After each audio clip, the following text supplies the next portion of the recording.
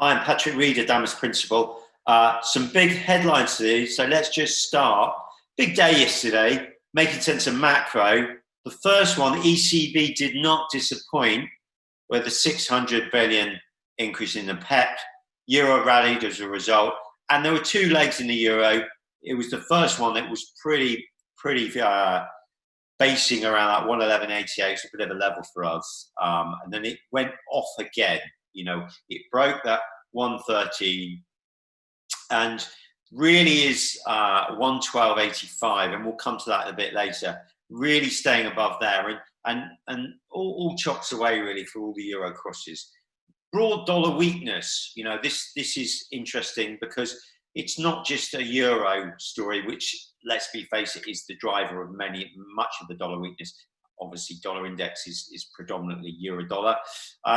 But it really is, if you look everywhere, especially in the Aussie, the recipient of, you know, the China kind of de-escalation, I would say. Trump had, you know, a lot of no bite on this, what seems to be an election speech. There was no sign of phase one being torn up. Hong Kong, you know, some things coming out of Pompeo, but still, it is what it is. That still has some legs. It might come and bite us later, but at the moment, all is well, especially if you look at the 12-month forwards and dollar CNH off the highs. So the only other thing, OPEC has a tentative deal with Iraq, extending those cuts, lifting oil, helping with risk on, but we do have non-farm today. Expectation of 20% lower on that. So let's just look at the first chart. This is absolutely fantastic. It's euro yen.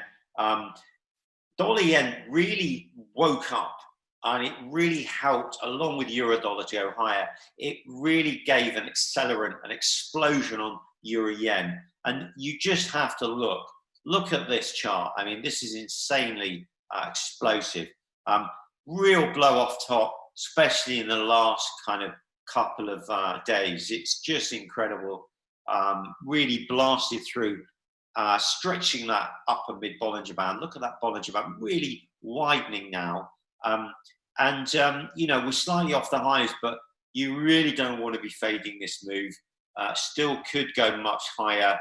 A lot of clear water on the daily as well.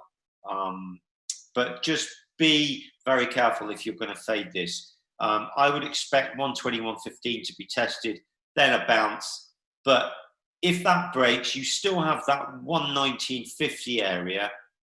Not too bad at all. Couple of trend lines meeting and a 76.4 Fibonacci. Next slide. This is really, the yen crosses exploded, mainly because of euro, but also dollar yen, right? It's been complete without a pulse for what seemed to be an eternity. This is the daily, SpotFX daily, 109.50, 45 area, proving a cap. But, you know, if we do break this, it's all up to 111.40, which is the 76.4 on the Fibonacci. You can see this 107.89 was really tough resistance, and it eventually broke. If it does retrace, as a big if it does retrace, this would be a perfect spot to expect some buyers. Obviously, we're not recommending, right, but it's something to be aware of. And finally, euro dollar 112.85. The correction, if it goes there, expect some kind of action, some stickiness, but it's all chocks away from 111.88.